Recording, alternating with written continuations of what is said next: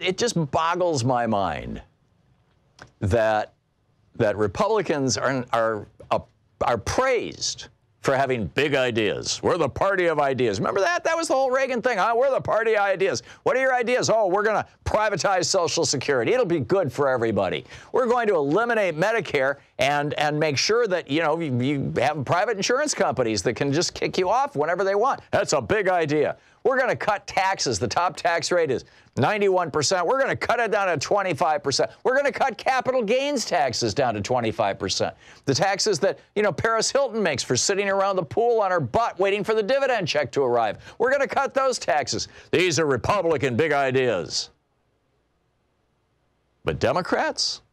We'd like Medicare for all, please. Could everybody in the country please have health insurance just like Canada, just like all the other developed countries in the world? No, you can't. Sorry. Big ideas are only for Republicans. I mean, you got a billionaire-owned newspaper, the Washington Post. What a surprise. It doesn't want to raise taxes on billionaires to pay for Medicare for all. Should we be shocked? I don't think so. You've got, you know, CNN owned by AT&T. Was there a discussion of net neutrality? Oh, no. Bernie Sanders says, you know, there's the health insurance and the pharma companies are going to be advertising on the... Your time is up, Senator. You're not allowed to have big ideas, and if you do, we're going to ridicule them. Ex-Congressman Delaney, John Delaney, the guy who's doesn't even hold any public office.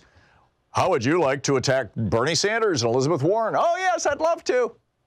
By the way, I would like to propose a new little bit of language that instead of referring to, quote, liberal or progressive Democrats and moderate or centrist Democrats, that we should be referring to these folks, these presidential candidates, as corporate funded or non-corporate funded.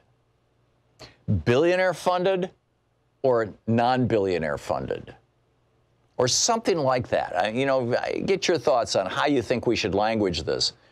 But it seems to me like the big cleavage between multimillionaires like John Delaney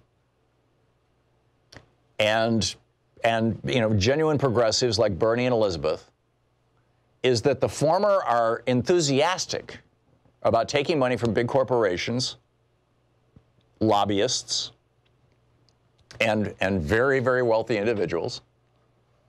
And the latter are, and Bernie and Elizabeth, and maybe there are other Democrats in the race, but there's been so little focus on this that, frankly, I can't recall a single news story that summarized this. You know, where are people's money coming from? I saw there's a map in today's Washington Post, I believe it is, maybe it's the New York Times, that shows where the donations are coming from for the top Democratic presidential candidates geographically.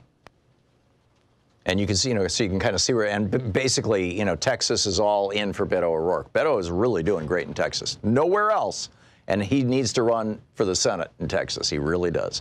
But, you know, it's anyhow, you're showing that, but it's not showing which ones are taking money from billionaires and which ones aren't, which ones are taking money from corporations and which ones aren't. But that's really, I think, the defining characteristic. Moderate means money from corporations. Progressive means money from small donors, from average people. I really think it breaks down to that. And gee, why isn't the media talking about that? Because the media are big corporations who help fund campaigns.